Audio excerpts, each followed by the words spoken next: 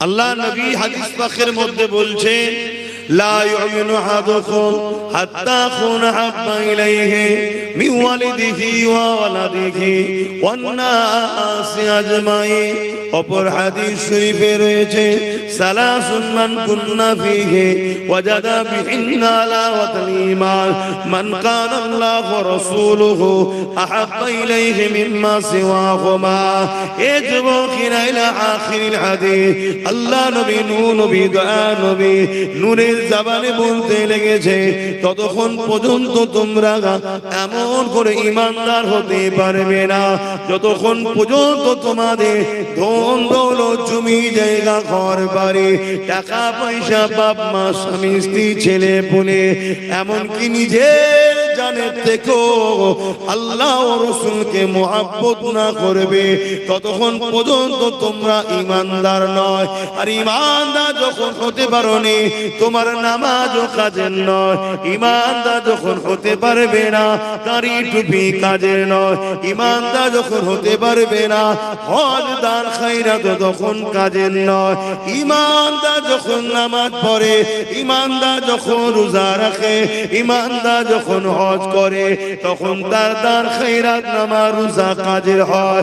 ঈমানের শর্ত হলো সবকিছু থেকে এমনকি জানের থেকে বেশি আল্লাহ ও নবীকে মুহাব্বত করতে হবে। বলুন বাপ জানেরা, আপনার ছেলেকে কেউ যদি গালি দেয় আপনি তার সঙ্গে ঝগড়া করবেন? হ্যাঁ কি না? একটু হ্যাঁ কি না বলবেন? আপনার ছেলেকে যদি মারে আপনি কি চুপ করে থাকবেন? আপনি রুখবেন না রুখবেন না? প্রতিবাদ করবেন না করবেন না? ক্ষমতা থাকলে তো আপনি তাকে মেরে নেবেন। ভুল বললাম? আপনার যদি কেউ জায়গা নিয়ে নেয় আপনি লড়াই করবেন না করবেন না? একটু হ্যাঁ কি না বলুন। আপনার মা বাপ স্ত্রী স্বামী পরিবার কারোর উপরে আঘাত হলে তার প্রতিরোধ কিন্তু আপনারা করবেন, তাই তো নাকি? কেন? ভালোবাসেন। কেন বলেন? ভালোবাসেন। আমার সম্পর্ক আছে, আমার আত্মীয় হয়। আচ্ছা ওকে গাল দিয়েছে তো আপনার কষ্ট হলো কেন? ওটা আমার ছেলে, আমি তো মহব্বত করি। বাপকে গাল দিয়ে ছেলে রেগে গেল কেন? বলছে না আমার আব্বা, আমার আত্মীয়তা আছে, আমার মহব্বত করি।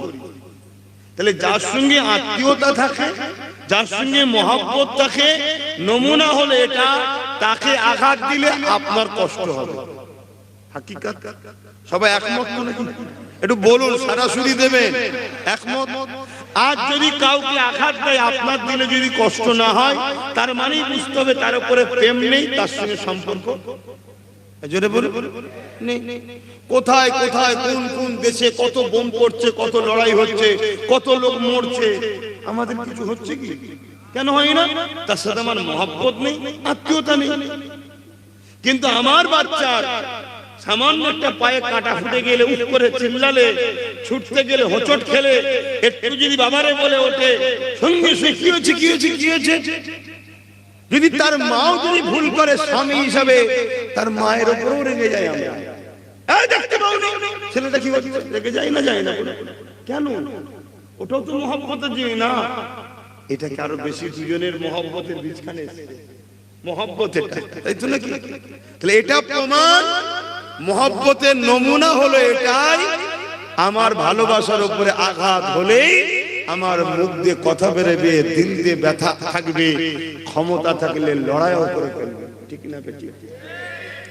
আহা আল্লাহ নবীর সাহাবী হযরত আবু বকর সিদ্দিক রাদিয়াল্লাহু তাআলা যখন খবর পেলেন মুসাইলামাতুল কাজ্জাব নামে একটা ব্যক্তি খাতমে নবুয়তের দাবি করেছে, এই যুবকেরা তরুণেরা কোরআনের আয়াতের বিরোধী করেছে, ওয়ালাকিন রাসূলুল্লাহ ওয়া খাতামান নবী, আমার রাসূলুল্লাহ আল্লাহ বললেন শেষ নবী, এই আয়াতের বিরোধী করেছে।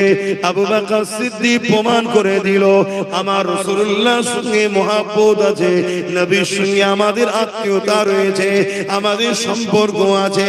নয় আবু বকর সিদ্দিক তো বলতে পারত ও কোরআনের বিরোধী করেছে ও জাহান্নামে যাবে, ও খতমে নবুয়তের বিরোধী করেছে ও জাহান্নামে যাবে। আমি আবু বকরের কথা মানি না, এটা আবু বকর শুধু বলেনি, আবু বকর সিদ্দিক কি বলেছিল? সাহাবা হুজুরকে ডাক দিলে, এ আমার নবীর অনুসারী সাহাবারা, এই মুসাইলামাতুল কাজ্জাব খতমে নবুয়তের বিরোধী করেছে, কোরআনের আয়াতের বিরোধী করেছে, বলো আজকে কি করা দরকার? ওই সময় আবু বকর সিদ্দিককে সাহাবা ভাইরা বললেন, আপনি আমাদের খলিফা, আপনি যা বলবেন আমরা সেটা মেনে নেব। হযরত আবু বকর সিদ্দিক কি বলেছিলেন? কি বলেছিলেন? ঠিক আছে, ও বলেছে ওর কথা কে শুনছে? ও কিয়ামতের দিন জবাব দেবে, জাহান্নামে যাবে। ও সব সাথে কান দিবার দরকার নেই, চলো যে যার কাজে ব্যস্ত থাকে, এটা বলেছিলেন। কি গো বলবেন তো? হযরত আবু বকর সিদ্দিক দুটো কথা বলেছিলেন। ভাই আমার মত হলো এটা, রাসূল বলেছেন কেউ ভুল করলে তাকে বুঝাও, তার ভুলটা ধরিয়ে দাও। তো ও যে ভুল করছে আমি প্রথম ওর ভুলটা ধরাবো। মুসাইলামাকে বলবো যে তুমি কাজ্জাব, মিথ্যুক, তুমি ভুল করছো, তুমি কথাকে উইড্রো করে নাও, তুমি যে কথা বলেছো এটা আমার রাসূলের শানে গুস্তাখি, এটা কোরআনের শানে বিয়াদবি, তুমি এই কথাকে উইড্রো করে নাও। আর যদি সে তার কথার উপরে অটুট থাকে, উইড্রো না করে, তাহলে আমি আবু বকর সিদ্দিক আমার কোরআন ও রাসূলের বিরোধী করার জন্য তার বিরুদ্ধে যুদ্ধ করব। জোরে বলুন সুবহানাল্লাহ। তাহলে কটা কথা বলেছে? প্রথম বলেছে বুঝাবো, যদি না বুঝে নিজের কথার উপরে হুজ্জতি করে তাহলে ইসলামের বিরুদ্ধে, রাসূলের বিরুদ্ধে আমি যুদ্ধ করব। ভাই কেন কেন যুদ্ধ করছে? রাসূলকে বলেছিল আবু বকর যুদ্ধ করবে কেন? রাসূলকে বলেছে তো সাহাবারা কেন আঘাত পেল? বলেন বলেন। ও ভালোবাসা, কানেকশন, সম্পর্ক। তাহলে আজকে কেউ কোরআনের বিরুদ্ধে বললে যদি আমাদের গায়ে না লাগে, আমরা যদি তাকে বুঝাই, পরিবর্তনের জন্য তাকে যদি আহ্বান না করি, এটা ভুল স্বীকার করে নাও, বা তার বিরুদ্ধে যে দেশে বাস করি সেই দেশের আইনত ব্যবস্থা না নিই, তাহলে কি আজকে বুঝতে বাকি আছে যে আমাদের দিলে নবী নেই? কথা বলেন, এটা বলা কি ভুল হবে? আমার কথা বুঝছেন তো নাকি আপনারা? নসবিত হচ্ছে। দেখুন, আমাকে যখন দাওয়াত করেছেন আপনার তো বুঝে লিয়া দরকার যে আমি কোন লাইনে আলোচনা করব। ওই বাবারা বাবারা বাবারা করা আমার দ্বারা হয় না। শুনছেন তো নাকি? কেন এই খাবার জন্য এসেনি, ঘরে খাবারই সময় পাই না, বাড়ি থেকে একটু ফল কেটে দিয়েছে, গাড়িতে বসে খাবো ভুলে গেছি। লাস্টে যখন ছেলেরা তাকবীর দিচ্ছে এখানে বলের ওখানে, তখন মনে পড়েছে আমার গাড়িতে রয়ে গেছে। তাহলে বুঝতে পারছেন ব্রেন এত চারিদিকে দুনিয়ায় ঘুরছে, খাবার কথা খেয়াল থাকে না। ভাবে বুঝুন জিনিসটাকে। ঈমান শুধু দাবি করলে হয় না, তার বাস্তব দেখাতে হবে। আল্লাহ মুসাইলামাতুল কাজ্জাবকে মেরে দিতে পারে না, পারে না। প্রত্যেকটা রোগ দেবে এমন যে রোগে ধরফর ধরফর করতে করতে মারা যেতে পারে। সাহাবারা বেশি নবীকে ভালোবাসেন আল্লাহ, সাহাবারা নবীকে বেশি ভালোবাসতেন না আল্লাহ ভালোবাসেন? তাহলে আল্লাহর বন্ধুর বিরুদ্ধে বলেছে, আল্লাহ তো মেরে দিতে পারতেন, মারলেন না কেন?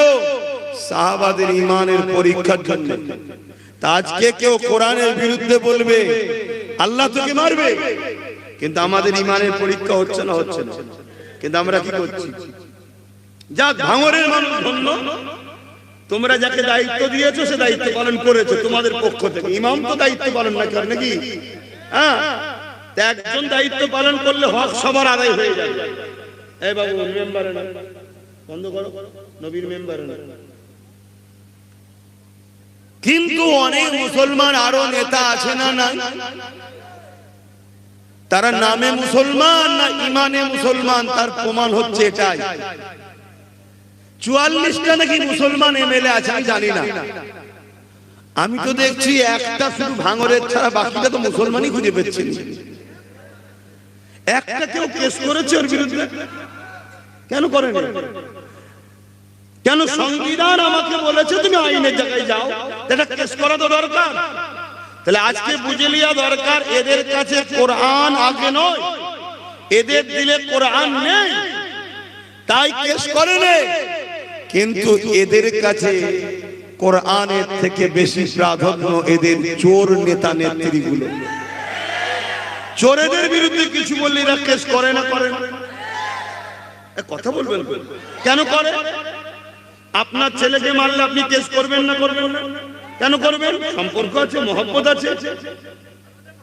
যারা রাসূল পাক সাল্লাল্লাহু আলাইহি ওয়াসাল্লামকে মহব্বত করে, কোরআনকে মহব্বত করে, তার হাতে যদি আল্লাহ পাওয়ার দেয়, তার উচিত কোরআনের পক্ষে, রাসূলের পক্ষে গিয়ে একটা মামলা করা দরকার আছে না নাই? করেছে? করে। তাহলে এই বেঈমান মুনাফিক মুসলমানগুলোকে চেনো।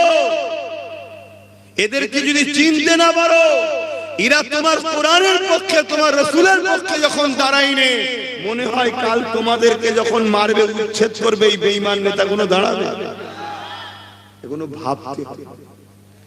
এখন লড়াই ডাইরেক্ট, একদিকে ফিরাউন, একদিকে মুসা, একদিকে নমরুদ, একদিকে ইব্রাহিম নবী, একদিকে ইয়াজিদ, একদিকে হুসাইন, একদিকে জালিম পৃথ্বীরাজ, একদিকে গরিব নওয়াজ, একদিকে হতভাগা আকবর, আর একদিকে মুজাদ্দিদ আল পেসানি, একদিকে ব্রিটিশ, একদিকে সিদ্দিক আকবর, দাদা হুজুর পীর কেবলা, একদিকে আজকে জালিম চোর নেতারা, আর একদিকে আব্বাস সিদ্দিকী। কার দিকে থাকবে ঠিক করে নাও।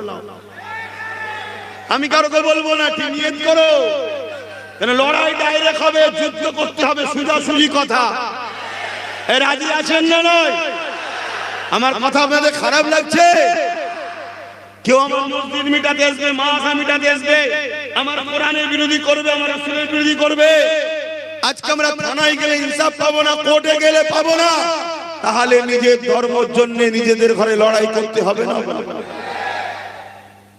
এই তো কথা। কারণ আমি ধর্মগুরু, আমি ধর্মের জন্য কথা বলেছি। আমি ধর্মগুরু, আমি ধর্মের জন্য কথা বলবো না, বলবো না? কই, আমি তো হিন্দুদের বিরুদ্ধে কথা বলছি না, আমি তো সাঁওতাল, আদিবাসী, দলিত, এসটি, এসটি, ওবিসি কোন ধর্মের বিরুদ্ধে কথা বলছি না। আমাদের লড়াই হিন্দুদের বিরুদ্ধে নয়, আমাদের লড়াই আদিবাসী, দলিত, সাঁওতাল, বাগদি, দুলে, মুচি, যত ধর্মের মানুষ আছে কারো বিরুদ্ধে আমাদের লড়াই নয়। আমাদের লড়াই হলো আমার ধর্মের যে বিরুদ্ধে, তার বিরুদ্ধে। কথা কি বলা কি ভুল? কেন আমার এই কথা বলতে ইচ্ছা যাচ্ছে? কেন আমি ভালোবাসি, তাই আমার কানেকশন আছে কোরআনের সাথে, রাসূলের সাথে, তাই আমাকে বলতে মন যায়। আপনাদের শুনতে মন যাচ্ছে তো নাকি? কিন্তু এত বড় বড় সব নেতা, এত বড় বড় পদ, ক্ষমতা হাতে, পুলিশ হাতে, কি নিরীহ লোককে কেস দিবার জন্য পুলিশকে জোর করে প্রেসার দাও, ওকে কেস দিতেই হবে, না তোমাকে ট্রান্সফার করে দেবো, তোমাকে ডিমোশন করে দেবো। আর বেচারি নিরীহ পুলিশ, তারা কি করবে? বাধ্য হয়ে কেস দিচ্ছে। তখন তোমার ফোনের জোর থাকে, কাগজের জোর থাকে, আর তুমি একটা কেস করতে পারলে না। বলো, আজকে যদি মন্ত্রী কেস করতো, এমএলএ কেস করতো, এমপি কেস করতো, এইভাবে যদি 50-60টা কেস হতো নেতাদের দ্বারা, তাহলে এই কেসটা জটিল হতো না? হতো না? কেউ কেস করেছে? আমি একটা জিনিস বুঝাতে চাইছি, কেন করে? সম্পর্ক নেই, তাই। বাবেরা, নওজওয়ানেরা, আবু বকর সিদ্দিকের সঙ্গে সম্পর্ক ছিল, তাই দাড়ি দেখলে শুধু মুসলমান ভাবলে হবে না, টুপি থাকলে মুসলমান ভাবলে হবে না, রোজা রাখলে মুসলমান ভাবলে হবে না। কেন? মুসলমান জন্মসূত্রে সবাই, কিন্তু সব মুসলমান জান্নাতে যাবে না। জান্নাত যেতে গেলে ঈমানটা লাগবে। ঈমানটা কি? আবার বলে দি, নিজের জানের থেকে আল্লাহ ও রাসূলকে মহব্বত করে মেনে নেওয়া। এ যুবকেরা, তরুণেরা, সব জায়গায় মাথা গলাও, সব জায়গায় ঝগড়া করো, সব বিষয়ে বাইট দাও, সব বিষয়ে কেস করো, সব বিষয়ে কথা বলো। আর যখন আমার কোরআনের বিরুদ্ধে কথা হবে, মিথ্যাচার কথা হবে, তোমাকে সেই জায়গায় পাওয়া যাবে না। তাহলে আজ আমাদের বুঝতে হবে, তোমার মধ্যে ঈমানটা নাই। তুমি নামে মুসলমান, কিন্তু প্রকৃত তুমি মুনাফিক। আজকে দেখা যাচ্ছে কোরআনের বিরুদ্ধে আমার বাংলায় বিজেপির এক নেতা 4 পাস বলেছে না বলেনি, তার বিরুদ্ধে কোনো কথা হলো না। এদিকে দেখা যাচ্ছে ফাইল চোরের বিরুদ্ধে রাস্তায় নেমেছে। কেন কেন এটা তো প্রশ্ন আমার, যে ও তো চুরি করলো ফাইল, তো ওর হয়ে তুই রাস্তায় না, আপনি কি ব্যাপার রে? বলছে না আমি ওকে ভালোবাসি, ওর সাথে আমার কানেকশন আছে। তো তাহলে ভালোবাসিস বলে নেবেছিস, কানেকশন আছে বলে নেবেছিস, কিন্তু আমার রাসূলুল্লাহকে আমার কোরআনের বিরুদ্ধে কথা বলবি না বলিনি কেন? তাহলে কানেকশন নেই। আমি কি বুঝাচ্ছি শুনছেন তো? আমি শুধু চিনাতে চাইছি ইসলামের যুগে যুগে ক্ষতি অমুসলিমরা করেনি, মুনাফিক মুসলমানরা করেছে। আজকে যত জায়গায় মার হচ্ছে দেখো, সব মুসলমান এলাকায় মুসলমানরা মারছে। চলে যাও অমুসলিম এলাকায় কোনো অশান্তি আছে কি দেখো তো। একসাথে সব দল মিলে একসাথে বসছে, একসাথে চা খাচ্ছে, একসাথে গল্প করছে। কেন? ওরা সবাই জানে যেই জিতুক মালিক তো আমাদের। কথা বুঝে আসছে না? না, এইখানে দেখুন শুধু মুসলিম এলাকায় অশান্তি, আর করাচ্ছে কারা? মুমিন মুসলমানদের উপরে মুনাফিক মুসলমানরা ঘাড়ে বসেছে। এবারে এই ঘাট থেকে মুমিন মুসলমানরা এখন নামাতে চাইছে, কেন? মুনাফিক চিনতে পেরে গেছে, নামিয়ে দিতে চাইছে। আর যখনই নামাতে চাইছে তখনই কিন্তু অ্যাকশন হচ্ছে। আমার কথা কি আমার আব্বাদের জিজ্ঞেস করতে অসুবিধা হচ্ছে? আব্বা একটা জিনিস বুঝাচ্ছে আব্বা, না হয় ভুল জায়গায় হাত দেবেন, ভুলের সাথে চলে যেতে হবে। আল্লাহ নবী মদিনা নববী শরীফে বসে আছে, এমন সময় একটা গ্রাম্য মানুষ চলে আসলো। আল্লাহ নবীকে জিজ্ঞাসা করতে লাগলো, ইয়া রাসূলুল্লাহ হাবিবাল্লাহ, কিয়ামতটা কবে হবে? আল্লাহ নবী বললেন, বাবা ছেলেরে, কিয়ামত অবশ্যই একদিন না একদিন হবে। কেন? আল্লাহর কোরআন বলেছে, ইযা ওয়াকাতিল ওয়াকিয়া লাইসা লিওয়াকাতিহা কাযিবা। কিয়ামত অবশ্যই হবে, যার মধ্যে কোনো সন্দেহ মিথ্যা নাই। তবে বাবা ছেলে, মাদাতালাহা, তুমি কিয়ামতের জন্য কি করেছো বাবা? ওই মানুষটা বলতে লাগলো, ওই যুবকটা বলতে লাগলো, ফাকামাদাতুলহা কাসীরা সালাতি ওয়া সিয়ামি। ইয়া রাসূলুল্লাহ হাবিবাল্লাহ, বেশি বেশি নামাজ রোজা করতে পারিনি, ইল্লা তবে আন্নী ইউহিব্বুল্লাহ ওয়া রাসূলুহু, আমার অন্তরে, আমার কলবে, আমার হৃদয়ে সব থেকে বেশি আল্লাহ ও নবীকে মহব্বত করি। এই কথা শুনে রাসূলুল্লাহ কি উত্তর দিয়েছিলেন? আল মারউ মা মান আহাব্বা। এ বাবা ছেলে, দুনিয়ায় যে যাকে মহব্বত করবে, মন দিয়ে শোনে, দুনিয়ায় যে যাকে মহব্বত করবে, পরকালে সে তার সাথে আল্লাহর জান্নাতে যাবে। এই যুবকেরা, তাই নবী আমার জানিয়ে দিলেন, মান আহাব্বা সুন্নতি, যে আমার সুন্নতকে ভালোবাসলো, ফাকাদ আহাব্বানি, সে আমি রাসূলুল্লাহ আমাকে ভালোবাসলো, যে আমাকে ভালোবাসলো, কানা মাই ফিল জান্নাত, আমি নবী আমার সঙ্গে জান্নাতে গেল।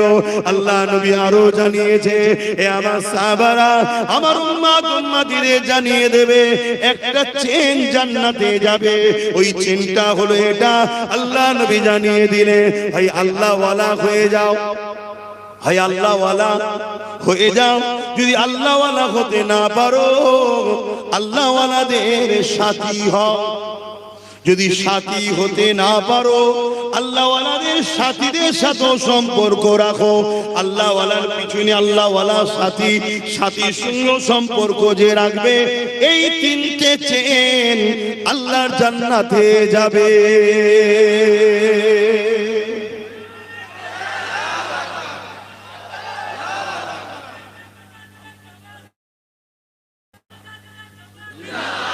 শোনেন তাহলে মন দিয়ে, শুনছেন? কানেকশন রাখলে, সম্পর্ক থাকলে লাভ আছে না? না, তাহলে প্রথম সম্পর্ক আল্লাহ ওয়ালা হও। যদি হতে না পারো, আল্লাহ ওয়ালাদের সাথী হও। আর সাথী যদি হতে না পারো, ওর সাথীর সাথেও বন্ধুত্ব রাখো। এক আল্লাহ ওয়ালা তো জান্নাত যাবে, তার সাথে বন্ধুত্ব রাখার জন্য সেও যাবে, সেই বন্ধুর সঙ্গে বন্ধুত্ব রাখার জন্য এও যাবে। জোরে বলুন সুবহানাল্লাহ। কথা শুনছো? কেন? সম্পর্ক। তাহলে আল্লাহ ওয়ালার সঙ্গে সম্পর্ক রাখলে যদি জান্নাত হয়, তার সাথীর সঙ্গে সম্পর্ক রাখলে যদি জান্নাত হয়, কোরআনের সঙ্গে সম্পর্ক, কোরআনের প্রেম, রাসূলুল্লাহর প্রেম, জান্নাত যাবে না যাবে না? তা আমার প্রেমের একটা নমুনা দেখাতে হবে, প্রেমের একটা নমুনা দেখাতে হবে। আচ্ছা আব্বা আপনি বলুন, আপনার সামনে যদি কেউ আপনার ছেলের সামনে আপনাকে ছোট বড় কথা বলে আর আপনি যদি চুপ করে চলে আসেন, আপনার ছেলে যদি চুপ করে থাকে, আপনি কি ছেলেকে ভালো নজরে দেখবেন? যারা আমাকে বললো তুই কিছু বললি নি, ছেলে তখন বলছো আব্বা ও যদি আপনাকে বলে কি আর যায় আসে, আপনি তো আপনিই আছেন, এটাকে আপনি খুশি মনে নেবেন? কোরআন কার কথা? তাহলে আল্লাহর কথাকে কেউ বলবে হিংসা ছড়ায়, আর তোমাকে আল্লাহ একটু পাওয়ার দিয়েছে, তোমার তো একটু কলমের খোঁচা দেওয়া দরকার ছিল, তুমি দিলে না, দিলে না, একটু রাস্তায় নামলে না, আর যেই তোমার নেত্রী ফাইল চুরি করে জমি নিয়ে বললে, তাহলে কানেকশন তোমার কোন দিকে? আল মারউ মা মান আহাব্বা, যে যাচ্ছে দুনিয়ায় পরকালে তার সাথে। কথা মাথায় ঢুকছে? এগুলো বলছি কেন বুঝতে পারছেন? মুনাফিক যদি চিনতে পারো, প্রকাশ্য দুশমন যত শক্তিশালী হোক তোমাদের কিছু করতে পারবে না। তোমাদের ক্ষতি ঘরের মধ্যে ঢুকে যে যারা যাতায়াত করে তারাই ক্ষতি করবে। কথা মাথায় ঢুকছে? এই জন্য মুনাফিক চিনাচ্ছি। আর এটাও শুনে যাচ্ছি আল্লাহর পক্ষে নবীর পক্ষে দাঁড়িয়ে মুনাফিকের বিরুদ্ধে লড়াই করা ফরজ, চলবে, কোনো অসুবিধা নেই। ওরা বুঝে আসছে না, একদম খুলে বলে যাচ্ছি আল্লাহ রাসূলের পক্ষে দাঁড়িয়ে মুনাফিকদের বিরুদ্ধে লড়াই করা ফরজ, চলবে, একদম শরীয়তের হুকুম। এতগুলো রেকর্ড হচ্ছে, পুরো পৃথিবীর মুফতি মাওলানাকে চ্যালেঞ্জ দিলাম। কেন? কথা তো আমার নয়, যেখান থেকে এসব রাসূলুল্লাহর হাদিস কোরআন বলতে তো হবে। তাহলে মুনাফিকদের বিরুদ্ধে তোমাদেরকে সোচ্চার হওয়া, ঐক্য হওয়া, দ্বীনের দুশমনদের বিরুদ্ধে সোচ্চার হওয়া, ঐক্য হওয়া, এটা তোমাদের ঈমানি দায়িত্ব আছে না? সংগঠিত হও, ঐক্যবদ্ধ হও। যদি ঐক্যবদ্ধ না হও, কাল তোমাদের হারুয়ার পীর আব্বাস আলী গোরাচাঁদ হুজুরের মাজার থাকবে না। কথা মাথায় ঢুকছে? তারপরে কালকে তোমাদের কি বলে আব্বাস আলী, কি বলে হযরত সুলতান আসগর আলী হুজুরের মাজার থাকবে না। কেন? ওখানে কি ওটা কারা ভাঙবে? এই মুনাফিকগুলো, এরাই এসে ভাঙবে, এরাই এসে নেতৃত্ব দিয়ে ভাঙাবে। কেন? এদের দুনিয়ার প্রভুরা হুকুম করবে যাও, যে প্রভুদের জন্য আজকে রাস্তায় নাবে, কোরআনের জন্য নাবে না। কথা কিছু বুঝছেন? অসুবিধা হচ্ছে? দোয়া করে দেবো। বাবেরা আমার, আবু বকর সিদ্দিক সাহাবাদেরকে দুটো কথা বললো। প্রথম নম্বর কথা হলো বুঝাবো, যদি না বোঝে আমি আবু বকর, কেন আল্লাহ বলেছে কুনতুম খায়রা উম্মাতিন উখরিজাত লিন-নাস তা'মুরুনা বিল মা'রুফ ওয়া তানহাউনা আনিল মুনকার। অন্যায়কে রুখে দাও হাত দিয়ে, আর অন্যায়কে মিটিয়ে দাও হাত দিয়ে। ন্যায়কে প্রতিষ্ঠিত করো। যেমন আমার দেশের আইন আছে, কেউ যদি আমার দেশে সন্ত্রাসী করে তার বিরুদ্ধে আইন রয়েছে, প্রশাসন তাদেরকে জেলে দেবে, আইন তাদেরকে মৃত্যুদণ্ড দেবে। আচ্ছা না? ঠিক তেমন ইসলাম আমাদেরকে আইন দিয়েছে, এটা আমার ধর্মের আইন। কেউ যদি জুলুম করে, সন্ত্রাসী করে, আমার আইন আমাকে জানিয়েছে, ইসলাম জানিয়েছে, তার বিরুদ্ধে লড়াই করে সমাজকে সন্ত্রাস জালিম মুক্ত করতে হবে। কিয়ামতের দিনে আল্লাহ আমাকে প্রশ্ন করবে, ওরে আমার বান্দারে, আমার জমিনের উপরে সন্ত্রাসদের মোকাবেলা তুমি করেছো কি বলো? আমার জমিনের উপরে জালিমদের বিরুদ্ধে মোকাবেলা করেছো কি বলো? আমি গল্প বলছি নি বাপজানেরা, এত চ্যালেঞ্জ দিচ্ছি, কেউ তো আমার মোকাবেলায় কেউ দাঁড়ালো না। কিন্তু মনে রেখে দিও, কুনতুম খায়রা উম্মাতি উখরিজাত লিন-নাস তা'মুরুনা বিল মা'রুফ। আমাদেরকে আল্লাহ দুটো কাজ দিয়েছে, অন্যায়কে মিটিয়ে দাও, নাইকে প্রতিষ্ঠিত করো। এই হযরত আবু বকর সিদ্দিক 10,000 সাহাবাদের নিয়ে মুসাইলামাতুল কাজ্জাবের উদ্দেশ্যে রওনা দিলে। কেন 10,000 সাহাবা নিয়েছে? কেননা মুসাইলামাতুল কাজ্জাব 90,000 সৈন্য নিয়ে পাহারা দিয়ে বসে আছে। কত? 90,000। আর নিয়ে যাচ্ছে কত? 10,000। 10,000 সাহাবাদের মধ্যে একটা কেউ বলেনি ভাই ওর তো 90,000, একটা কেউ বলেনি। কেন? 10,000 সাহাবার মধ্যে একটা চেতনা আছে, আল্লাহর খুশির জন্য জীবন দেব। জোরে বলুন সুবহানাল্লাহ। 10,000 সাহাবা জানে আমরা তো শুধুমাত্র মাধ্যম, ফায়সাল্লাহ তো আল্লাহ। জোরে বলুন সুবহানাল্লাহ। এত কমপ্লিট তাদের ঈমান, তাই একবারও বলেনি ভাই যেতেন 10,000 নিয়ে, ওদের তো 90,000। কিন্তু আমরা অনেক সময় ঘাবড়ে যাই যে সবই ঠিক আছে, ওদের দিকে এই আছে, ওদের দিকে এই আছে, ওদের দিকে এই আছে।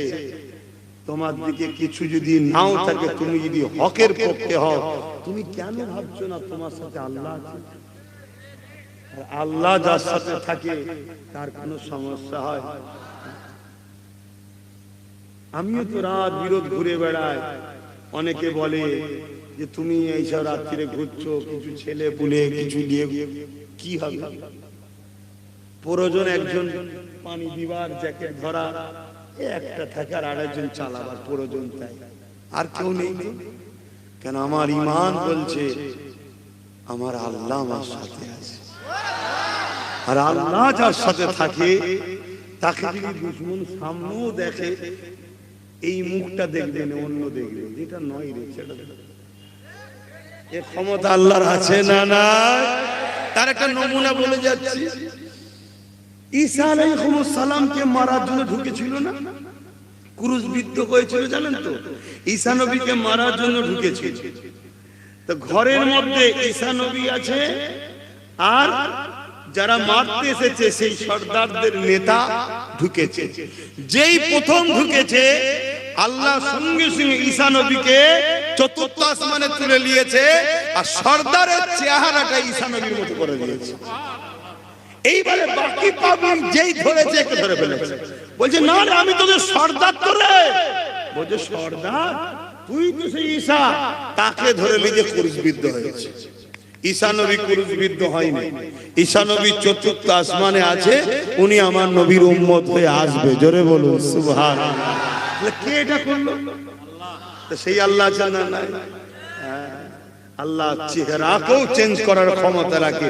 তার তো শুধু বলতে লাগে কাফ আর নুন, কুন, ইরাদা শুধু কুন, তার মানে হচ্ছে হো যা, ফায়াকুন, সঙ্গে সঙ্গে হয়ে যায়। জোরে বলুন সুবহানাল্লাহ। হায়রে মুসা আলাইহিস সালাম লাঠি ছাড়লো, সঙ্গে সঙ্গে বিশাল সাপ হয়ে গেল। জোরে বলুন সুবহানাল্লাহ। সেই আল্লাহ আছেন না? ক্ষমতা কি কমে গেছে? নাউযুবিল্লাহ মিন যালিক, লা হাওলা ওয়ালা কুওয়াতা ইল্লা বিল্লাহ। ভরসা রাখো আল্লাহর উপরে, ভরসা রাখো আল্লাহর উপরে। মাদার টেরেসা দেশের সেবা করেছে, সমাজের সেবা করেছে, ওটা একটা ভালো কাজ না খারাপ কাজ? ভালো কাজ, অবশ্যই ভালো কাজ। কিন্তু এর যাজা কি আখিরাতে পাবে? কেন পাবে না? কেন পাবে না বলবেন? ঈমান।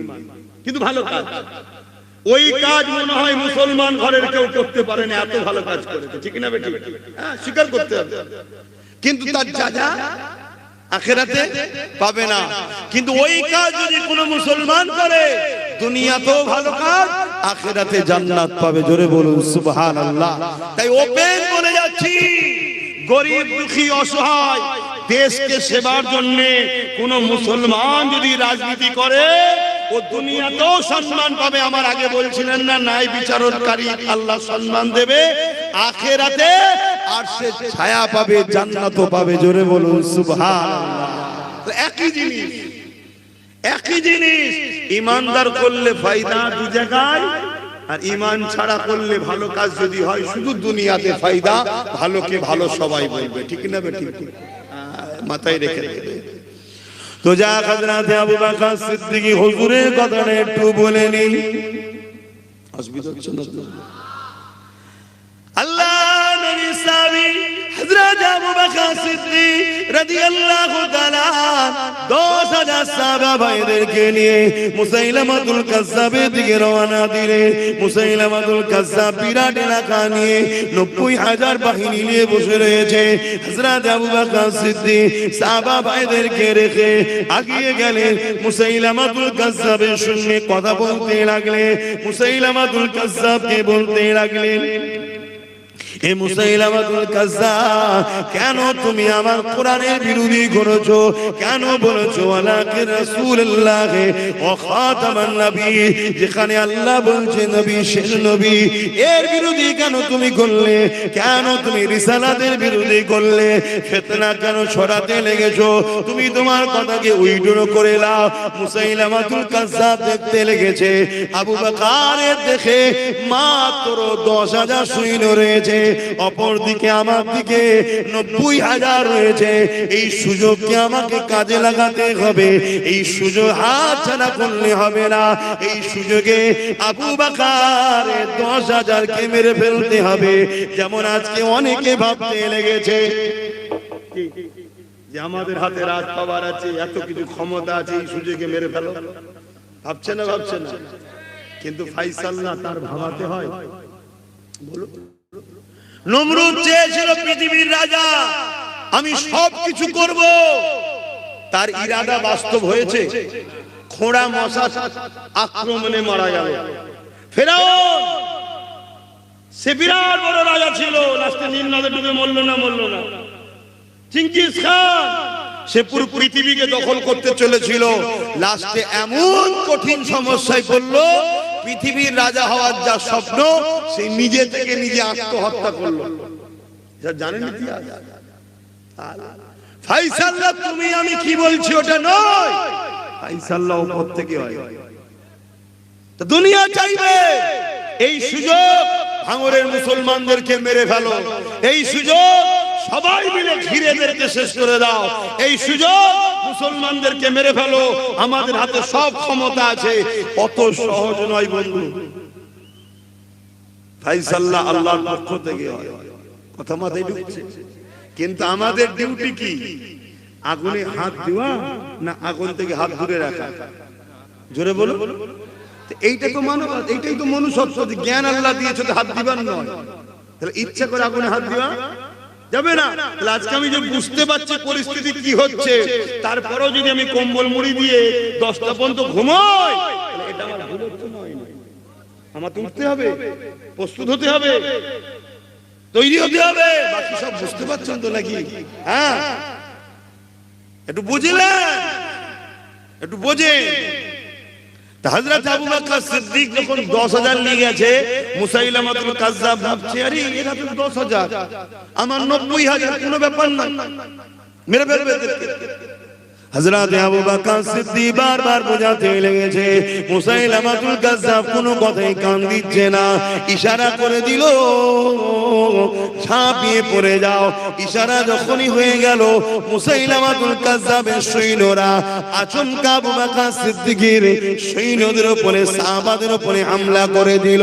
এই আচমকা হামলাতে সাহাবা ভাইরা বড় শহীদ হয়ে গেলে, বেশ কিছু সাহাবা ভাই শহীদ হয়ে গেল। এ মুসলমান ঘরের ছেলেরা, হাতকে কাঁপালে হবে না, মনকে কাঁপালে হবে না, অন্যায়ের সঙ্গে কখনো আপোষ করলে হবে না, অন্যায়কারীর উপরে দয়াও দেখালে হবে না। তুমি যদি অন্যায়কারীর উপরে দয়া দেখাও, অন্যায়কারীর সুযোগ পেলে তোমাকে কিন্তু কামড়াবে। যেমন কদিন আগে বললাম, শুনছেন তো? আজও বলে যাচ্ছি, জুলুম কখনো করবে না। আর কেউ জালিম যদি হয়, তাকে মারার জন্য কখনো দিলের মধ্যে মায়া আনবে না। মনে থাকবে তো?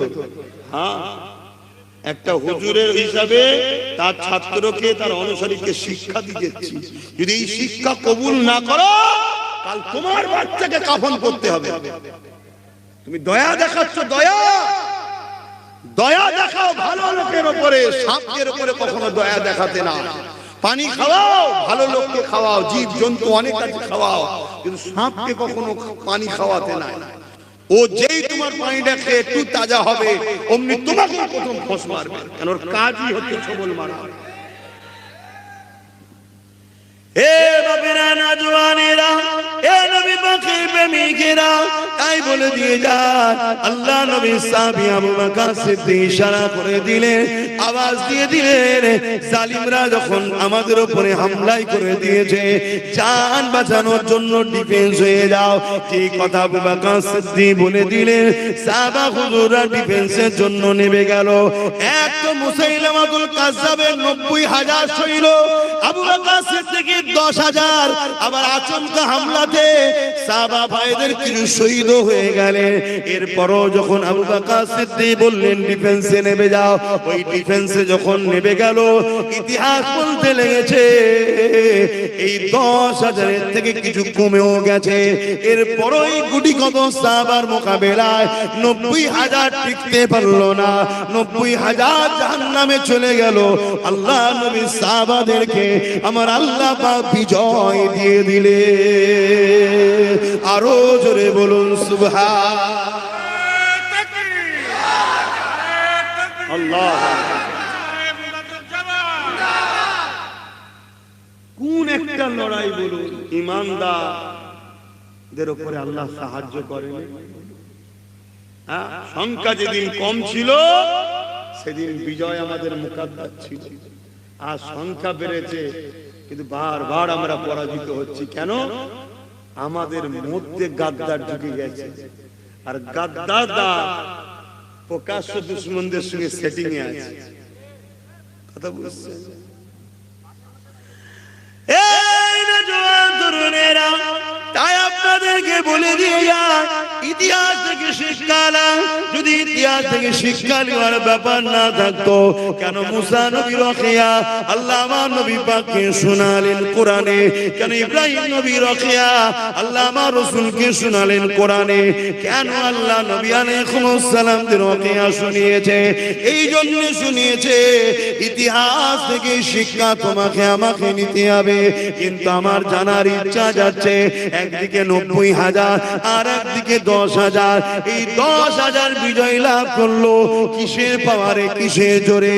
একটাই পাওয়ার, আমার নবী পাকের মহব্বত আদব, যাকে বলা হয় ঈমান। ঈমান যদি তোমার আমার দুর্বল হয়ে যায়, তাহলে কিন্তু কামিয়াবি তোমার আমার হবে না।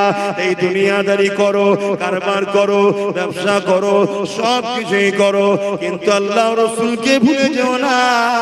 দ্বীনের উপরে আঘাত এলে, কোরআনের উপরে আঘাত এলে প্রতিবাদ করতে ভুলে যেও না। কেন? যে দেশে বাস করো ওই দেশের আইনকে মানতে হবে, এটা আমার ইসলামেরই হুকুম। এই নওজোয়ান তরুণেরা, আল্লাহ নবী সাহাবাদের কেমন প্রেম ছিল, কেমন মহব্বত ছিল।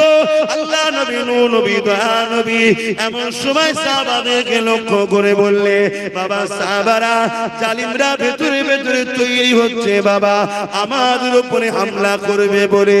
আজকে তোমাদেরকে জিজ্ঞাসা করছি, জালিমরা ভেতরে ভেতরে তৈরি আজকের দিনও হচ্ছে না হয়নি? তারা কিন্তু সব তৈরি করছে। তারা রাত পাওয়ারও তৈরি করছে, ওই পাওয়ারে তারা ধর্মস্থানও তৈরি করে নিচ্ছে। রাত পাওয়ারও তৈরি করছে, ওই পাওয়ারে তারা আমার মসজিদ, মাদ্রাসা, কবরস্থান, ঈদগাহ, খানকাকে সব কিছুকে দখল করে নিচ্ছে। তারা ভেতরে ভেতরে ভেতরে সব দিক দিয়ে তারা কিন্তু তৈরি হচ্ছে, আজকে প্রকাশ্য হচ্ছে।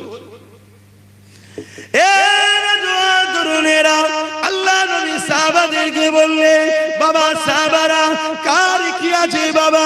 আমি রাসূলুল্লাহ, আমাকে দাও বাবা, দ্বীনের জন্য দাও বাবা। কোন সাহাবা এসে উট দান করছে, কোন সাহাবা এসে ঘোড়া দান করছে, যার যা সামর্থ্য রয়েছে আল্লাহ নবীর কাছে দিতে লেগেছে। ওই সময় একটা মহিলা কোলে বাচ্চা নিয়ে আল্লাহ রাসূলের দরবারে এসেছে। আমার আম্মা জানেরা, আমার বোনেরা, মন দিয়ে শোনে, এই জমিনে নারীদের কোনো ইজ্জত ছিল না গো। এই জমিনে নারী ছিল অশুভ, এই জমিনে নারী ছিল ভোগের জিনিস, এই জমিনে নারী ছিল খেলার জিনিস। কিন্তু আমার রাসূলুল্লাহ নারীদেরকে এত সম্মান দিয়েছে, প্রত্যেকটা পুরুষের জান্নাত নারীর পায়ের তলায় করে দিয়েছে। ওই পুরুষটা, প্রতিটা পুরুষের জান্নাত তার মায়ের পায়ের তলায়। মা হলো নারীর জাত, আল জান্নাতু তাহতা আকদামুল উম্মাহাত। এই জমিনে নারীদের কোনো মর্যাদা ছিল না, নারীদেরকে বাজারে আলু পটলের মতো কেনা বেচা হতো। মানুষ দাম দিয়ে এমন করে তাদেরকে খরিদ করে নিয়ে যে তাদের শরীরকে শোষণ করে তাদেরকে হত্যা করে ফেলতো। কিন্তু আমার রাসূলুল্লাহ এসে এই জমিনে মায়ের জাত নারীদেরকে এত সম্মান দিয়েছে। আল্লাহ নবী জানিয়ে দিল একটা একটা নারী একটা একটা জান্নাত। আল্লাহ নবী আরো বলেছে একটা নারী দুটো নারী যদি কোন বাবার হয়ে ওই বাপ যদি নারীগুলোকে মহব্বত স্নেহ মমতা মায়া দিয়ে লালন পালন করে বিবাহ দিয়ে দেয়, ওই দুই নারীর বাবাকে কিয়ামতের দিন আমি মুহাম্মদ রাসূলুল্লাহ শাফাআত করে আল্লাহ জান্নাতে নিয়ে যাব। আল্লাহ নবী আরো বলেছে যদি কমন করে একটা দুটো তিনটে কন্যা কোন বাপ যদি পেয়ে যায়, ওই বাবা যদি তিন কন্যাকে লালন পালন করে মায়া মমতা স্নেহ দিয়ে বড় করে তার যদি বিবাহ দিয়ে দেয়, আল্লাহ নবী দুটো আঙুল তুলে দেখিয়েছে এই দুই আঙুল যেমন পাশাপাশি রয়েছে, ওই তিন কন্যার বাবা আর আমি রাসূলুল্লাহ আল্লাহর জান্নাতে পাশাপাশি থাকিব। আরো জোরে বলুন সুবহান। কিন্তু 1450 বছর পরে আমার বাংলার জমিনের ভাটপাড়াতে একজন ভাঁড় বেরিয়েছে, বিজেপির নেতা অর্জুন সিং। সে বলতে লেগেছে ইসলামে নাকি রেপ করাটা ভালো কাজ। বলুন নাউযুবিল্লাহ। ওর বিচার হয়েছে, ওকে অ্যারেস্ট করা হয়েছে। কেন অ্যারেস্ট করেনি? কেন পুলিশ মন্ত্রী যে সে ওদের বোন, আমাদের কেউ নয়। ইসলামের সঙ্গে তার কোনো মায়া দয়া সম্পর্ক নাই, তাই সে কেস করেনি। অথচ তোমার ভাঙরের কোন একটা মা বলেছিল মমতার নাকি স্বামী নেই, তাকে এই শয়তান কেস করে অ্যারেস্ট করিয়েছে না করেনি? কারণ এই শয়তান ওদের আমাদের নয়। কিন্তু এত বড় কথা বললে শয়তান কেস করেছে, কথা বলছেন না কেন? এত বড় কথা বললে ইসলামে নাকি রেপ করা ভালো কাজে, রেপ করা ভালো কাজ, তাহলে একটা কেস করা দরকার ছিল, করেনি। কিন্তু মমতার বিষয়ে কোন একজন মহিলা একটা ভাষা বলেছে, আঞ্চলিক ভাষা, যে ওর স্বামী নেই, যেটাকে ভালোবাসায় স্বামী বলা হয়। আমি ভাষাটা বলছি না, কিন্তু ওটা আঞ্চলিক ভাষা। অঞ্চল গ্রামে বলে না, বলে না। আমি বাংলাদেশে গেছি, বলছে হুজুর এসছে গাঁর কাটলিয়া। আমি বলছি তাও কথা, ওই কি কথা বলছে, দেখি পিড়ে লিয়েছে। তো ওটা ওদের ভাষা, আমার কাছে খারাপ লাগছে, কিন্তু ওদের কাছে ওটা ভালো লাগছে, লাগে না? ওরা ভাবে বলছে, বাপ ছেলেকে বলছে, ছেলে মাকে বলছে, কেন ওটা ওদের ভাষা। কিন্তু আমার কাছে ভাষাটা খারাপ। কিন্তু হাকিকত মানে কি? পিড়ে মানে টুল। কথা মাথায় ঢুকছে তো নেই? ঠিক তেমনই তোমার এলাকার কোন মা আঞ্চলিক ভাষায় কিছু একটা ওয়ার্ড ব্যবহার করেছে, যেটা আমাকেও শুনে খারাপ লাগছে, কি কথা। কিন্তু ভদ্র ভাষাতে কি বলা হয়? স্বামী। তো মমতার স্বামী নেই কথাটা বলেছে। আচ্ছা, আছে না নেই? যদি থাকে, যদি থাকে হাত ধরে দেখে আমার রয়েছে, নেই বললি কেন? কথা ঠিক হবে ঠিক, কিন্তু সেই জায়গায় তার নামে কেস হলো না, হলো না? সেই নিরীহ মহিলাটার উপরে একটা কেস হলো, তারপরে বন্দী হয়েছে, তাকে ছেড়ে দিয়েছে, সেটা আলাদা বিষয়, আইনের বিষয়, আইনকে শ্রদ্ধা জানাই, আলাদা জায়গা। কিন্তু আমি বলতে চাইছি, যে শয়তান কেস করলো, যে বললো আমার মায়ের বিষয়ে কিছু বললে আমি ছাড়বো না, জেলের ভাত খাওয়াবো, তা সেই শয়তান সে কি মুসলমান? যদি মুসলমান হতো তাহলে আমার কোরআন, আমার ওই যে রাসূলুল্লাহর ইসলামকে বললো রেপ করা নাকি ভালো, ওই একটা কেস করেছে। কিন্তু ওই শয়তান এখন এসে শুধু মুসলিম এলাকাগুলোতে ফিতনা লাগাচ্ছে, অশান্তি লাগাচ্ছে। এই সব মুনাফিকদের ঘরে খতমের দরকার আছে না? হ্যাঁ, এগুলোকে মনে রাখতে হবে। মুনাফিক এত খারাপ জিনিস, এদের বিরুদ্ধে লড়াই করা ফরজ করেছে আল্লাহ। এদের বিরুদ্ধে লড়াই করলে নেকি হয়, গুনাহ হয় না। শুনছেন তো নাকি? হ্যাঁ, মুনাফিকদের জন্য আমার নবীর অনেক সাহাবা হুজুররা শহীদ হয়েছে, মুনাফিকদের জন্য আজও ইসলাম বড় আঘাত খেয়েছে। অমুসলিমদের কাছে ইসলামটা ভুল ভাবে যাবে এই মুনাফিকদের জন্য। কথা মাথায় ঢুকছে? তাহলে আপনি ধর্মকে ভালোবাসেন না? যদি ভালোবাসেন তাহলে আপনাকে তো নমুনা দিতে হবে। সেই নমুনা আপনার ধর্মের জন্য যদি জানও যায় সেটা তো শহীদের দরজা হবে, আর যদি বিজয় হয় গাজীর মর্যাদা পাবেন। জোরে বলুন সুবহানাল্লাহ। আমি একটা ধর্মগুরু হিসেবে বক্তব্য দিচ্ছি, শুনছেন তো নাকি? আমি কি হিসেবে বক্তব্য দিচ্ছি? একটা ধর্মগুরু হিসেবে বক্তব্য দিচ্ছি, একটা ধর্মীয় ধর্মের ইসলাম ধর্মের প্রচারক হিসেবে বক্তব্য দিচ্ছি। ঠিক আছে, মাঝে ঢুকছে। তাহলে ইসলাম নারীদেরকে কত মর্যাদা দিল, এই মর্যাদা কেউ দিতে পেরেছে? আজকে তাকে কত বড় অপমান করা হচ্ছে ইসলামকে। কোন বিচার হলো? কোন তাকে ধরা হলো? এত কেস হলো, ধরা হলো? তাহলে বলো কোথায় আল্লাহ তোমাকে আমাকে ধরবে না? যে হারা তোরা কি করছিস বল, আমার জান্নাতে যাবার শখ করছিস, তোরা আমার কোরআনের জন্য আমার ইসলামের জন্য কি করেছিস বল। আমার বাপেদের অসুবিধা হচ্ছে না? আব্বা একটু হ্যাঁ কি না বলেন আব্বা, আমার ছেলের কথায় অসুবিধা হচ্ছে, ছেলে ইসলামের বিরুদ্ধে বলছে আব্বা, তাহলে একটু বোঝার চেষ্টা করে। কথা বলতে যাচ্ছিলাম, আল্লাহ নবী দরবারে একটা মহিলা চলে আসলো। কোলে একটা ছোট বাচ্চা রয়েছে, মহিলা কোলে করে বাচ্চা নিয়ে এসেছে। কোলের বাচ্চা কতটা ছোট হতে পারে বোঝার চেষ্টা করে। ওই সময় মহিলাটা বলতে লাগলে, ইয়া রাসূলুল্লাহ হাবিবাল্লাহ, এই বাচ্চাটাকে আমি আপনার কাছে দিতে চাই, এই জিহাদের জন্য, লড়াইয়ের জন্য, জালিমদের মোকাবিলার জন্য এই বাচ্চাটাকে আপনাকে দিতে চাই। আল্লাহ নবী বলেছিলেন, মা এই বাচ্চা নিয়ে আমি কি করব, কেন লড়াইয়ের ময়দানে বাচ্চাটা কি কাজে লাগবে? ওই সময় মহিলা বলেছিলেন, ইয়া রাসূলুল্লাহ হাবিবাল্লাহ, আপনি ঠিকই বলছেন, সত্য বলছে, এই বাচ্চা লড়াইয়ের ময়দানে কি কাজে লাগবে। তবে ইয়া রাসূলুল্লাহ, এই মা হয়ে এই বাচ্চাকে 10 মাস 10 দিন পেটে রেখেছিলাম। মন দিয়ে শোনে, আমার আম্মারা মন দিয়ে শোনে, আপনার ঘরেও সন্তান আছে, ওই সন্তানকে আপনি আমি ধরে রাখছি, বাবা যাস না রে, বেরোস না রে বাবা, লাল আমার ঘরে তা করে তা করে তা করে তা। আল্লাহ সন্তান দিয়েছে, অনেক বাপ মা আছে কোটি কোটি টাকার মালিক, একটা সন্তানের জন্য লাখ লাখ টাকা খরচ করছে, বাচ্চা হয়নি।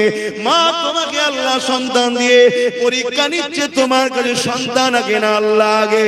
এই পরীক্ষার দিন এসে গেছে, এখানে আর হাত গুটিয়ে বসে থাকলে হবে না। এ যুবকেরা, আইন যদি আইনের মতো চলতো তাহলে আজকে আমাকে কথা বলতে হতো না। সংবিধান অনুযায়ী যদি দেশ চলতো তাহলে আজকে আমাকে এই শিক্ষা দিতে হতো না। কারণ আমার সংবিধানের 25 নম্বর ধারায় আছে, দেশ এবং সরকার কখনো ধর্মের পক্ষে বিপক্ষে যেতে পারবে না।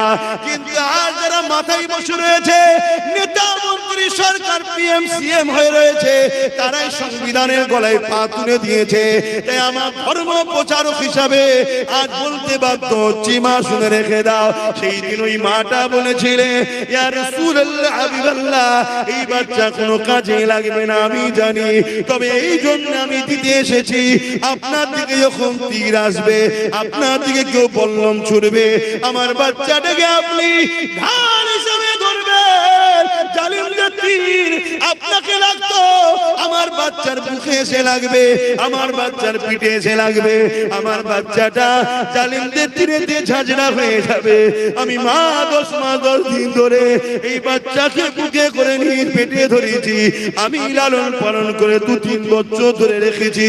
ইয়া রাসূলুল্লাহ হাবিবাল্লাহ, কিন্তু আমি আপনাকে এত ভালোবাসি, আমার বাচ্চা তীর খেয়ে মারা যাবে, আমার কোনো ব্যথা নাই, হুজুর আপনাকে যেন আঘাত না লেগে যায়। আরো জোরে বলুন সুবহান।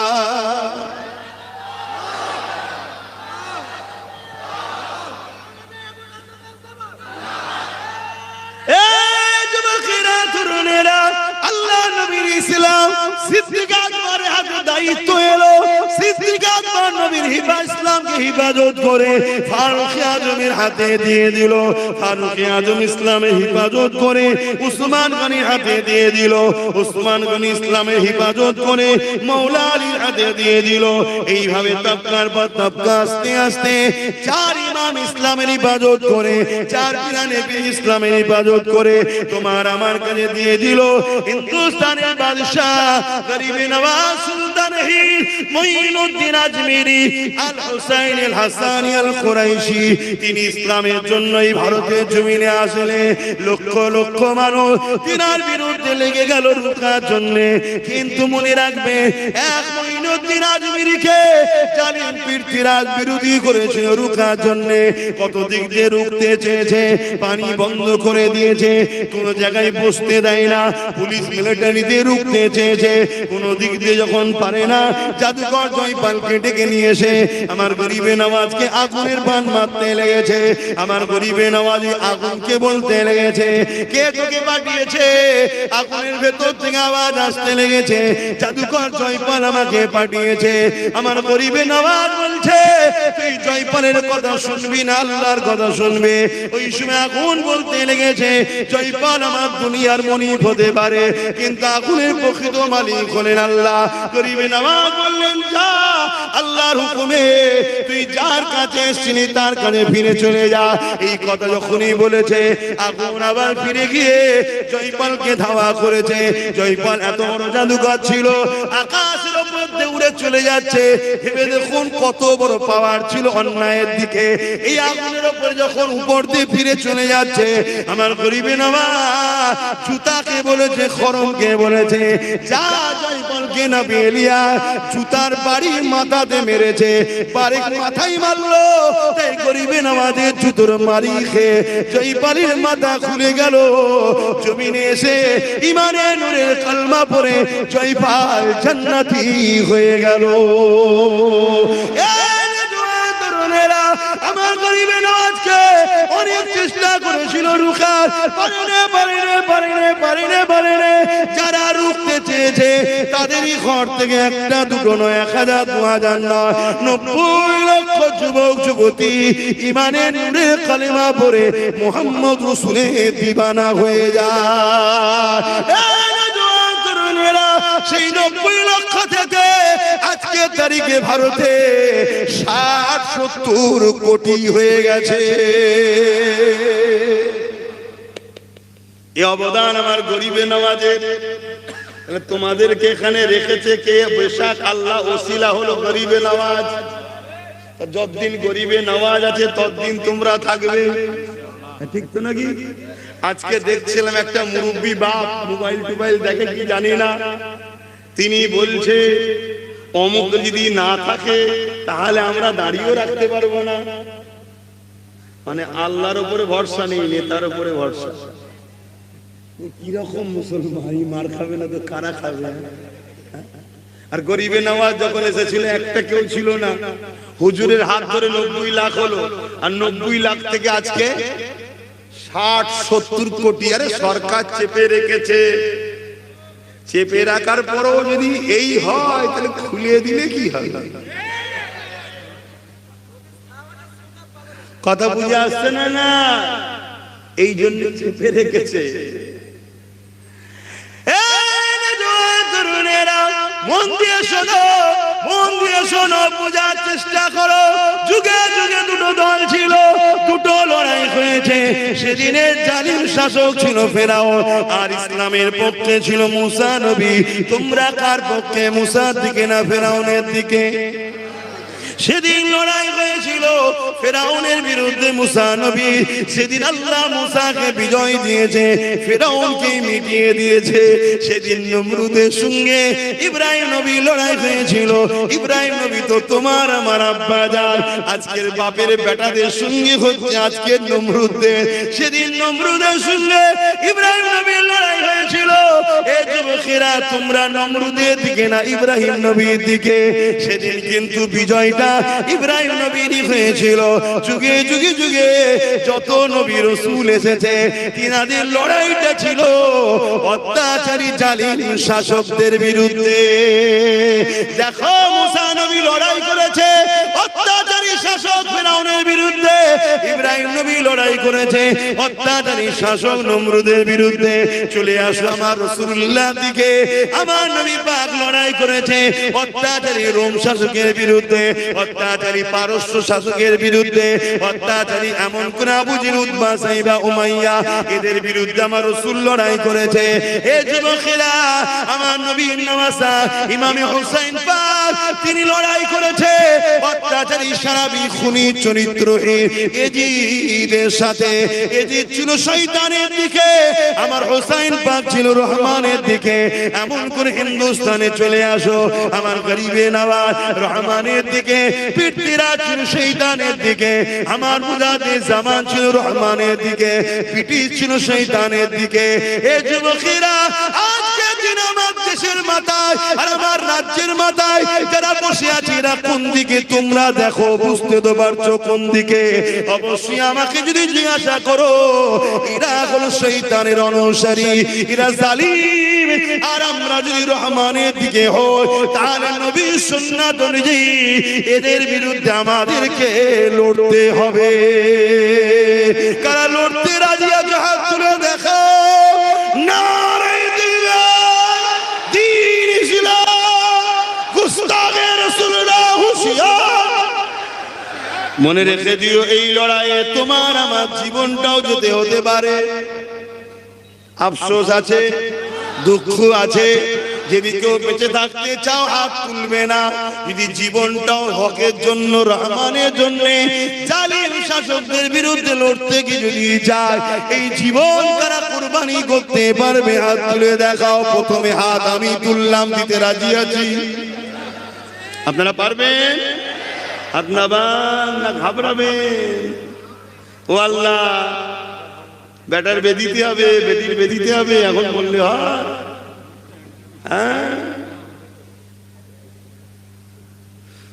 তুমি কতদিনের জন্য এসছো জানা আছে কারো? কারো জানা আছে? আর আল্লাহ যদি তোমায় বলে রাখবো, তুমি হাজারো মোকাবেলার পরে বাদশা হতভাগা আকবর মুজাদ্দিদ আল-কাসানির বিরুদ্ধে পুরো মিলিটারি ফোর্স নাপিয়ে দিয়েছিল। কি লড়াই! লাস্টে মুজাদ্দিদ আল-কাসানিকে জেলে পর্যন্ত দিল। তারপরও মুজাদ্দিদ আল-কাসানি জেল থেকে বেরোলো, কিন্তু বিজয় মুজাদ্দিদ আল-কাসানিরই হলো, আকবর ধ্বংস হলো। জোরে বলুন সুবহানাল্লাহ। এবং আকবরেরই ছেলে মুজাদ্দিদ আল-কাসানির কাছে বায়াত হয়ে পায়ে হাত দিয়ে চুমু খেয়ে শুনছে। তাহলে বিজয় কার? জোরে বলুন, হকের পক্ষে বিজয় কার? আর আমাদের হলো চেষ্টা। বলো, সেদিন নমরুদ জ্বালিয়েছে না জ্বালাইনে? এজিদ জ্বালিয়েছে না জ্বালাইনে? আজকে এরা জ্বালাচ্ছে না জ্বালাইনে? তারাও ছিল নারীদের দেহ শোষণকারী, এরাও আজকে নারীদের দেহ শোষণ করছে। নাই বলো, এখনো কেন তিলক তোমার বোনের ইনসাফ হলো না? তাহলে কি করতে তোরা ক্ষমতায় বসে আছিস? দেখো, কেন্দ্র শাসিত রাজ্যগুলো নারীরা নিরাপদে নাই। দেখো, খোঁজরা মিডিয়া দেখো, আমি ভুল বলছি? তাহলে বলো, এরা মায়ের জাতের উপরে জুলুম করছে না করে? মায়ের জাতের উপরে যারা জুলুম করে, ইসলাম তাদের বিরুদ্ধে যুদ্ধ করার ঘোষণা দিয়েছে না দেয়নি? আমাদেরও ঘোষণা থাকবে না থাকবে না? এবং আমার দেশ নারীদের পক্ষে জালিমদের বিরুদ্ধে, যারা নারীদের বিরুদ্ধে, তাদের বিরুদ্ধে আমার দেশের সংবিধানও ঘোষণা দিয়েছে লড়াই। ঠিক না বেঠিক? তাহলে দেশও সাথে, ধর্মও সাথে। টেনশন কিসে? টেনশন কিসে? টেনশন হচ্ছে নাকি? কিন্তু লড়াই বিশাল জোর হবে, লড়াই বিশাল জোর হবে। এই লড়াই আমাকে আপনাকে একা ভাবতে হবে। কথা মাথায় ঢুকছে? তারপরেও পারবে তো? হ্যাঁ, তার জন্য বসবে ঠান্ডা মাথায়, যে যার এলাকায় বসবে, কাগজ নিয়ে ব্লুপ্রিন্ট তৈরি করবে। কথা বুঝে আসছে? কখনো কখনো ওই কি বলে যে ওই ডিসকভারিতে কি একটা ন্যাশনাল জীবজন্তু সব এ দেখায়, হ্যাঁ ওই জীবজন্তুদের সব এ দেখাই গো কিভাবে শিকার করছে কি করছে, হ্যাঁ ওই যাই হোক তুমি যদি বুঝতে পেরে যাও তো ভালো। কখনো কখনো ওই বাঘকে দেখবে কিভাবে শিকার করে, চুপ করে বসে থাকে, চুপ করে বসে থাকে, চুপ করে বসে বসে বসে বসে অনেক সুন্দর দেখবে। কথা বুঝে আসছে না? ওই রকম ভাবে তুমি প্ল্যান করো, পরিকল্পনা করো, করে তারপরে তোমাকে তোমার বাচ্চার ভবিষ্যতের কথা ভাবা দরকার আছে না? না, তুমি তো গার্জেন, তোমার অধীনস্থ এইগুলো, এগুলো কি অপরাধ করেছে তোমার ঘরে জন্ম নিয়ে? তুমি গাই খেলা হয়ে আবেগে ঘুরলে তো হবে না, এগুলোকে খেয়াল রাখতে হবে, এগুলোর কথা ভাবতে হবে না? আজকে কতটা বুবা হয়ে গেলাম আমরা, কতটা অসহায় হয়ে গেলাম আমরা। আমার কোরআনের নামে মিথ্যাচার হয়, আমার ইসলামের নামে মিথ্যাচার হয়, আমার নদিয়াতে রাজ্য সরকার বোলডুজার দিয়ে ঈদগাহ দখল করছে, দুর্গাপুরে বোলডুজার দিয়ে মাদ্রাসা ভাঙছে, এত কিছু জুলুম হচ্ছে, তারপরও আমরা অসহায়, কিছুই করতে পারছি না। তাহলে তোমার আমার বাচ্চার সময়টা কত ভয়ানক আসছে বলো। আজকে আমার আদিবাসী ভাই বোনেরা তারা আজকে কত অসহায় বলো। সেই আবার সেই দিন আসছে, শুনে রাখো একটা ইতিহাস। এই ভারতবর্ষে একটা সময় ছিল উঁচু জাত আর নিচু জাত। কি জাত? নিচু জাত। ইসলামে কোনো উঁচু নিচু নেই, মানুষ জাত। কথা বুঝতে আসছো তো নাকি? হ্যাঁ, উস্তাদকে উস্তাদ হিসেবে সম্মান, বাপ মাকে বাপ মা হিসেবে সম্মান, মানুষ হিসেবে সবাই সমান। উঁচু জাত নিচু জাত বলে কিছু নাই। তাই উঁচু জাত নিচু জাত ছিল। নিচু জাতের মেয়েরা স্তন ঢাকতে পারত না, নিয়ম ছিল। এই শোনেন, গল্প বলছি, ইতিহাস। ঢাকতে পারত না, ঢাকলে ফাইন দিতে হতো, ট্যাক্স দিতে হতো, আঘাত করা হতো। কথা বুঝে আসছে? লাস্ট করে একটা সময় এক বোন তার ট্যাক্স যখন নিতে এসেছিল, সে নিজের স্তনকে কেটে পাতে করে ফেলে দিয়ে দিয়েছিল। ওইটা দেখে একটা বিদ্রোহ শুরু হয়েছিল। ওই বিদ্রোহের আগুন এত জোর ছড়ালো, যারা তৎকালীন সময় সব উঁচু জাত বলে সব নেতৃত্ব দিত, তারা সব ঘাবড়ে গেল। শোনো, হযরতে টিপু সুলতান তিনি আইন করে দিলেন, তিনি লড়াই করেছে, লড়াই করে নারীদের স্তন ঢাকার তিনি ব্যবস্থা করে দিয়েছিলেন। জোরে বলুন সুবহানাল্লাহ। মায়ের জাতের উপরে কত জুলুম যুগে যুগে হয়েছে। রিসেন্ট দেখছিলাম সোশ্যাল মিডিয়ায় একটা বাবা, সে বক্তব্য দিচ্ছে যে নারী হচ্ছে মজা করার জিনিস। নারী কি মজা করার জিনিস? তাহলে বলুন এদের চিন্তাধারাটা কি? এদের চিন্তাধারা কি? এদের কাছে গলার কাঁটা হয়ে দাঁড়িয়েছে ইসলাম ও মুসলমান। তাই এরা প্রথম আমাদেরকে শেষ করতে চাইছে।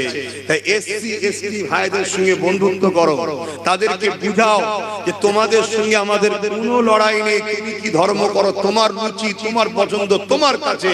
কিন্তু মনে রেখে দিও, আমরা আছি বলে তোমরা এখনো সম্মানে আছো। কেন? তোমাদেরকে ডাকা হয় ভোট হিসাবে। যেদিন আমরা থাকবো না, তোমরা নিচু জাত হবে। কথা মাথায় ঢুকছে না? ঢুকে না? এটা বুঝাও, বন্ধুত্ব করো, দুশ্মনী নয়, বন্ধুত্ব করো, ভাই ভাই করে ঐক্যবদ্ধ হও। আমার কথায় কাউকে আঘাত দিল? আমি শেষ কথা বলে যাচ্ছি, আমার ইসলাম কোন ধর্মের বিরুদ্ধে লড়াই করেনি, কারোর বিরুদ্ধে লড়াই করার ইজাজত দেয়নি। আমরাও কখনো কোন ধর্মের বিরুদ্ধে বলি না, কোন ধর্মের সঙ্গে ঝগড়া করি না। হিন্দু হোক, আদিবাসী হোক, সাঁওতাল হোক, বাগদি হোক, সবাই আমাদের ভাই বোন। কেন? বাপ আদম মা হাওয়ার সন্তান। কিন্তু জালিমের বিরুদ্ধে লড়াই করা ইসলাম ফরজ করেছে, লড়াই করছি, আগামী তো করব। আমার সাথে কারা লড়াই করতে রাজি আছো? আর একবার হাত দাও। এ কথা ঠিক তো নাকি? ঠিক আছে, আগামী দিন তোমরা কলকাতায় যাচ্ছ তো, ঘুরে আসো, তারপরে আবার কথা হবে। কথা বুঝে আসছে? আসেন, আল্লাহুম্মা আমিন। আয় আল্লাহ, আরো অনেক কথা মালিক, আমার বাপ ভাই মা বোন পরিবার আত্মীয় স্বজন ছোট ছোট বাচ্চারা আল্লাহ যে যেখান থেকে আল্লাহ হাত তুলেছে প্রত্যেকের হাতকে কবুল করেন আল্লাহ। আল্লাহ আমাদের পড়া কর্ম থেকে কিছু ভুল ভ্রান্তি হয়ে যায় মাফ করে দিন আল্লাহ। রহমত করে মেহেরবানি করে সব জানে নূর নবীদের সব খানা পৌঁছে দিন। হুজুর আব্বা জান আম্মা জান পরিবার সাহাবা সাহাবিয়া চার প্রাণী চার ইমাম হুজুরদের উপরে সব পৌঁছে দিন। আমার মুসাদ্দুল জামানের উপরে সব পৌঁছে দিন। ভাঙরের জমিনে শুয়ে আছে সুলতান আসগার আলী হুজুর উপরে সব পৌঁছে দিন আল্লাহ। আব্বাস আলী পীরপুরা হুজুর উপরে সব পৌঁছে দিন। আয় আল্লাহ কানিয়ে শুয়ে আছে হুজুর উপরে সব পৌঁছে দিন। আয় আল্লাহ আমরা যারা হাত তুলেছি আমাদের বাপকুল মাকুল দাদুকুল দাদিকুল নানাকুল নানিকুল শ্বশুর শাশুড়ি মাইমুরুব্বি যারা চলে গেছে জান্নাতি করে যারা বেঁচে আছে নেক হায়াত দারাজ করুন আল্লাহ। এই ভাঙরের মানুষের ঈমান ইজ্জত জান মালকে হিফাজত করুন। ভাঙরের যুবক ছেলেদের হাতে ধন দৌলত অর্থ ভরিয়ে দিন আল্লাহ। হকের পক্ষে খরচ করার তৌফিক দান করুন এবং দ্বীনের পক্ষে খরচ করার তৌফিক দান করুন। জালিমদের বিরুদ্ধে লড়াই করার এদের ঈমানি ও শারীরিক আল্লাহ ক্ষমতা আরো বাড়িয়ে দিন আল্লাহ। আয় আল্লাহ হাবিবের খাতির রহমত করে দয়া করে আমার দেশ ও রাজ্যকে জালিম হুকুমতের হাত থেকে হেফাজত করুন আল্লাহ। আয় আল্লাহ ওয়াকাফকে আপনি হেফাজত করুন। আমার দেশের হিন্দু দলিত আদিবাসী সাঁওতাল বাগদি খ্রিস্টান মতুয়া সবাইকে সুস্থ ভালো রাখুন। প্রতিটা মানব প্রেমিক মানুষের মধ্যে আল্লাহ মানব বন্ধন মিলে মিশে রাখেন আল্লাহ। আমার দেশের সেনাবাহিনী পুলিশ বাহিনী বিএসএফ বাহিনী এবং আমার রাজ্যের যারা পুলিশ বাহিনী আছে আল্লাহ তাদেরকে সুস্থ ভালো রাখুন। নিরপেক্ষ কাজ করার তৌফিক দিন দান করুন। আয় আল্লাহ যারা সততার সঙ্গে ন্যায়ের পক্ষে যেসব প্রশাসন বন্ধুরা কাজ করছে তুমি তাদেরকে অনেক বড় বড় পদে আরো পৌঁছে দিও। তাদেরকে সুস্থ রেখো, তাদের পরিবার বাচ্চাদেরকে সুস্থ ভালো রেখো। আর যারা জুলুম করছে মালিক তাদের মোকাবেলা হয়তো সাধারণ মানুষের করার ক্ষমতা নেই মালিক, তুমি তাদেরকে উপযুক্ত শাস্তি দিও, তাদেরকে শাস্তি তুমি দিও মালিক। আয় আল্লাহ যারা ন্যায়ের পক্ষে তাদের তুমি কামিয়াবি আরো দান করো। আয় আল্লাহ এই জালিম মুনাফিক মুসলমানদেরকে আল্লাহ যারা এখনো রয়েছে এদিক ওদিক তাদেরকে হিদায়াত করেন, ফিরে আসার তৌফিক দেন। যদি কপালে হিদায়াত না থাকে আল্লাহ তুমি আমাদের রাস্তার কাঁটা পরিষ্কার করে দাও, মুনাফিক জালিমদেরকে ধ্বংস করে দাও। আয় আল্লাহ নামাজের জন্য দোয়া ছোট করছি, এই বাচ্চাদের নসিব বড় করেন, আমার নলেজ থেকে কবুল করেন, আমার ছোট ভাই নওশাদকে রাজ ক্ষমতা দান করেন, গরিব দুঃখী সর্বধর্মের মানুষের জন্য লড়াই করার তৌফিক দেন। আয় আল্লাহ আমার ভাইয়ের এক সহকর্মী পিয়ারুল বলে নাম, আজ এই জালিমরা কি চুরি করতে বাদ দিচ্ছে, মানুষকে পর্যন্ত চুরি করলে চলে যাচ্ছে। আল্লাহ তাকে আপনি সুস্থ করে দেবেন, ভালো রাখবেন আল্লাহ। আগামী দিন তাকেও বিজয় দান করবেন মালিক। আজ সেও হকের জন্য গরিবদের জন্য লড়ছে, তুমি তাকেও কামিয়াবি দান করো। আমার ভাইয়ের সকল সাথীদেরকে তুমি কবুল করো, সুস্থ রেখো, ভালো রেখো। খাস করে আমার সংগঠন ফুরফুরা আহলে সুন্নাত ওয়াল জামাতকে কবুল করেন, সংগঠনের কর্মী দাতা দরদিরকে কবুল করেন, আমার নওশাদকে কবুল করেন। হাসবুনাল্লাহু ওয়া নি'মাল ওয়াকিল, নি'মাল মাওলা নি'মান নাসির। বারহাক লা ইলাহা ইল্লাল্লাহু মুহাম্মাদুর রাসূলুল্লাহ সাল্লাল্লাহু আলাইহি ওয়াসাল্লাম।